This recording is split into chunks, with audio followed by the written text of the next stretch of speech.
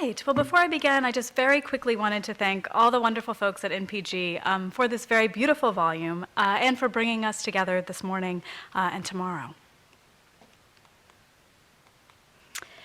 Readers opening their newspapers on January 14th, 1773, in Boston, read the following advertisement, quote, "At Mr. McLean's watchmaker, near the townhouse, is a Negro man whose extraordinary genius has been assisted by one of the best masters in London." The artist described is Prince Demah, an enslaved sailor turned portraitist. Demah died as a soldier in the Revolutionary War. But one of the portraits he completed at McLean's survives. That of Boston merchant William Dogood, which you see here, along with Demah's signature and an inscription he penned across the portrait's back stretcher.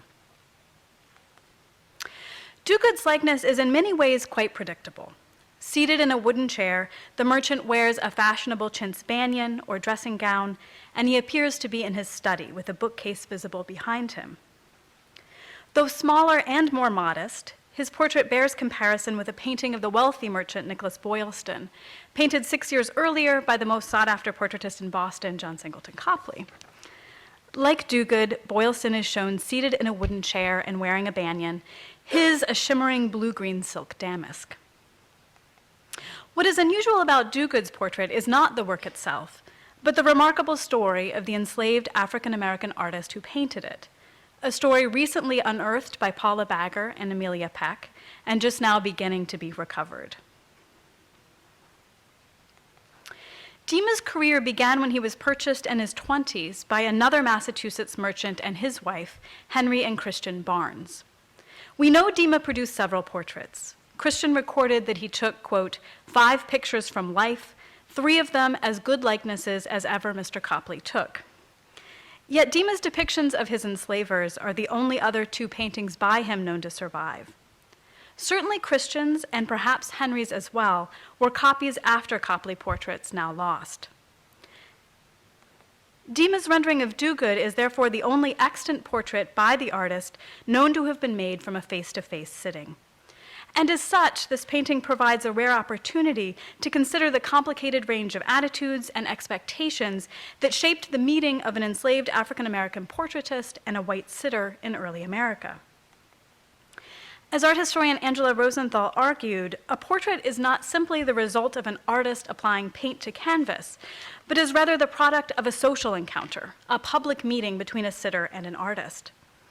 The 18th century portrait studio was a site of negotiation over the role of the artist, as well as debates over visuality. Who had the right to look at whom? What power did his or her gaze carry with it?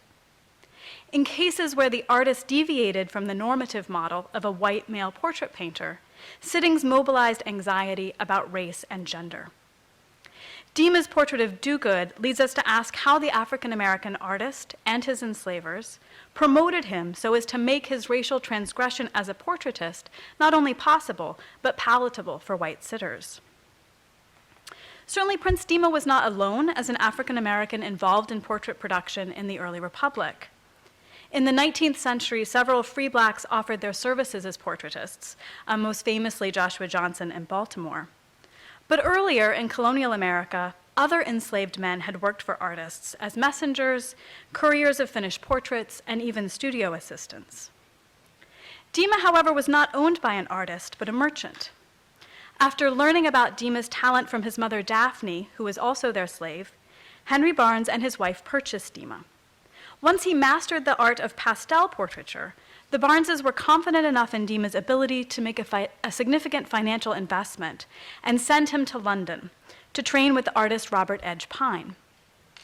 In Pine's studio, Demah learned to prepare oil paints and ready a canvas, as well as how to paint a portrait. Despite rumors of his own mixed-race heritage, Pine was one of the most successful portraitists and history painters in London in the 1760s and early 1770s. He depicted well-known personages, such as historian and activist Catherine Mulcahy, whom you see here, painted around 1775 in a neoclassical style.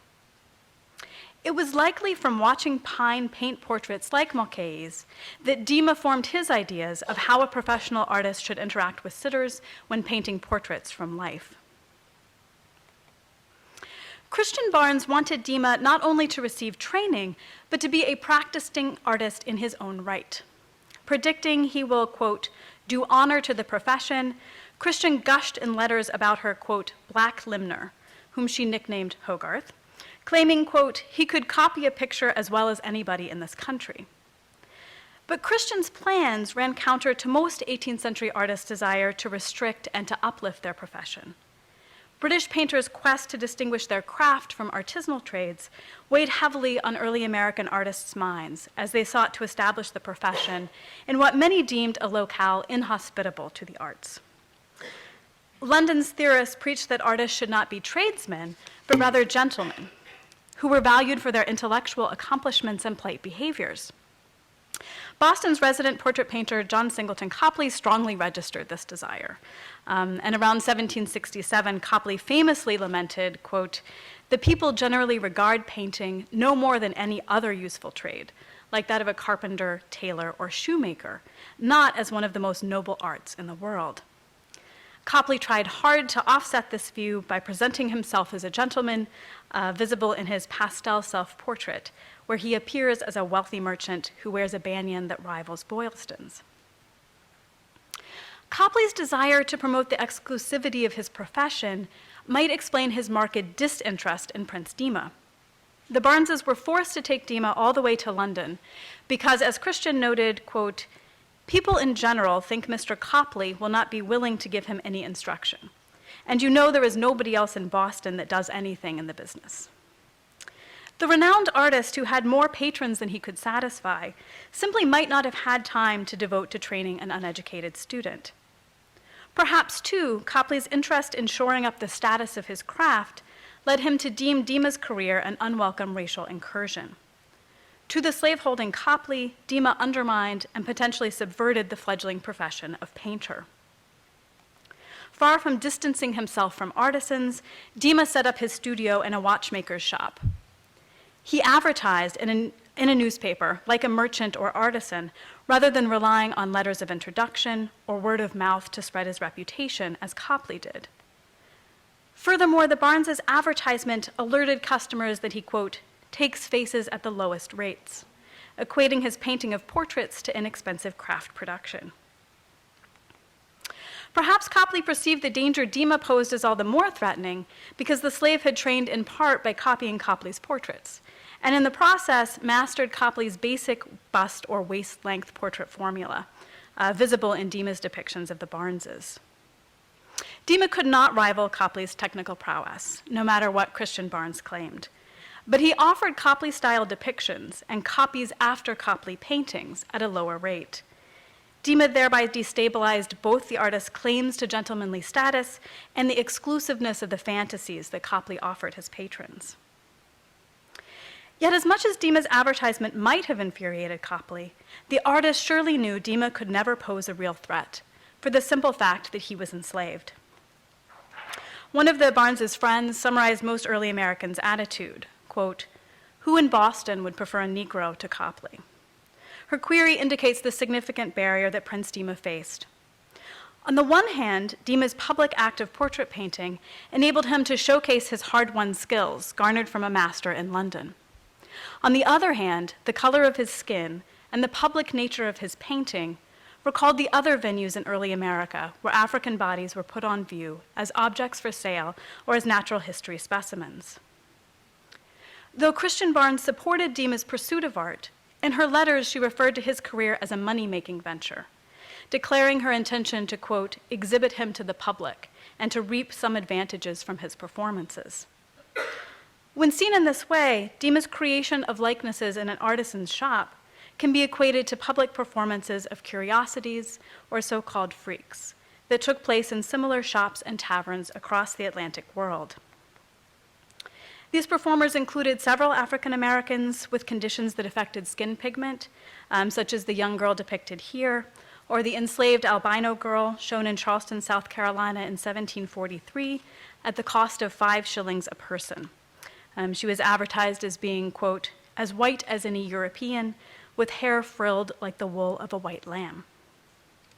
Or Demah could be likened to the famous Martha Ann Honeywell, a white woman who was born without full arms, legs, hands, or fingers, and who used the 3 toes on her right foot to cut silhouettes for paying customers during many performances in America and Europe. Indeed, the Barneses' language in their newspaper advertisement, which promised that patrons could view, quote, specimens of his performances, highlights the fact that watching Demah create their portrait was a critical part of the experience. As do-good sat for Prince Demah, the artist himself was placed on display. Like the albino slave girl or the disabled Honeywell, Demah was exhibited for clients as an oddity or rarity. In Demah's case, not because of physical lack, but due to the perceived uniqueness of his artistic talent. The Barneses described Demah not as an artist deserving of patronage in his own right, but as a wonder, a, quote, Negro man with extraordinary genius, worthy of esteem as a curiosity, at least. Demah defied common expectations of Africans' inherent artistic inability, spelled out by Thomas Jefferson in his Notes on the State of Virginia. The president, slave owner, and natural historian claimed that he had, quote, never seen even an elementary trace of painting or sculpture in African Americans. Jefferson argued that slaves lacked the logical and sustained thought required to produce art. An engraving produced in London in 1834 adopts a similar attitude to satirize the perceived ridiculousness of an African being able to create portraits.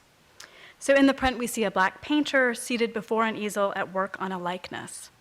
He's dressed as a gentleman, and his subject, a heavily stereotyped black woman reclining on a couch, is also dressed fashionably.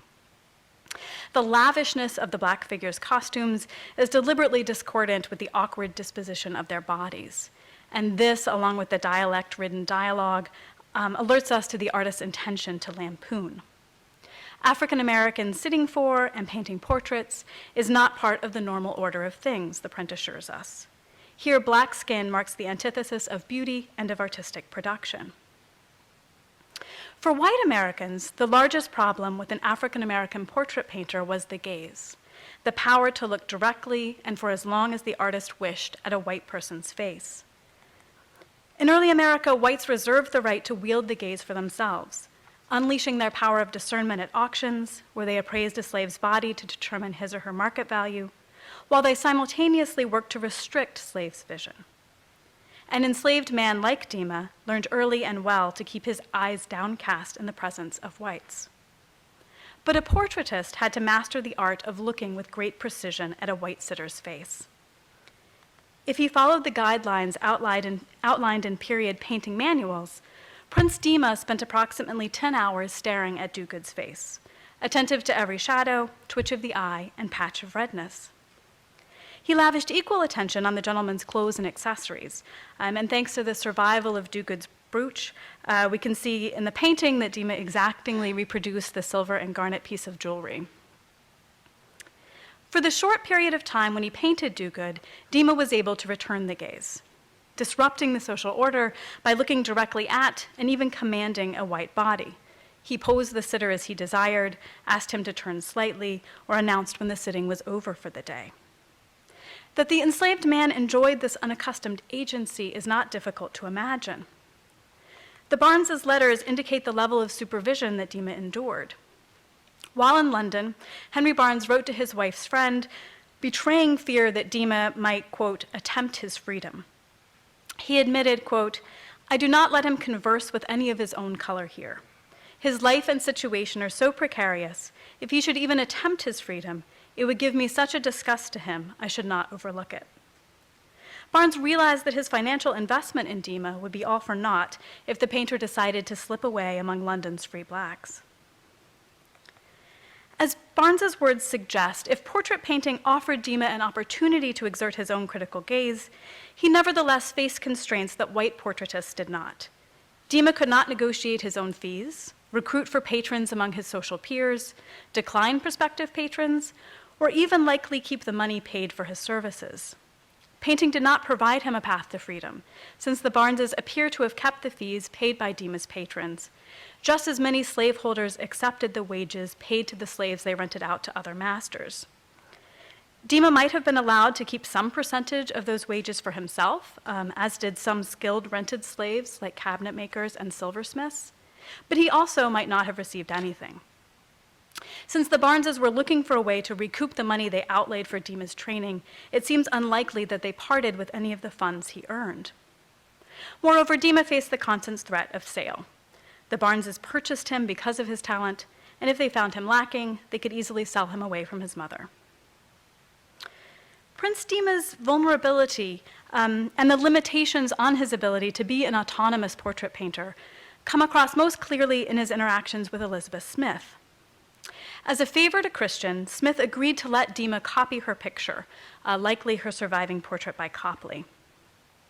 Either Smith, the Barneses, or perhaps Demah himself were evidently dissatisfied with the final product, because the next year Christian beseeched Elizabeth, quote, "If you have an hour to spare at any time when you are in Boston, you will allow Prince to make some alteration in the copy he has taken from your picture, which he says he cannot do but from life." In arguing that he needed a life sitting to alter his depiction, Demah tried to follow the practice of England's most fashionable portraitists. We do not know if Smith ever sat for Demah, but Christian's beseeching tone in her request suggests her friend's reluctance.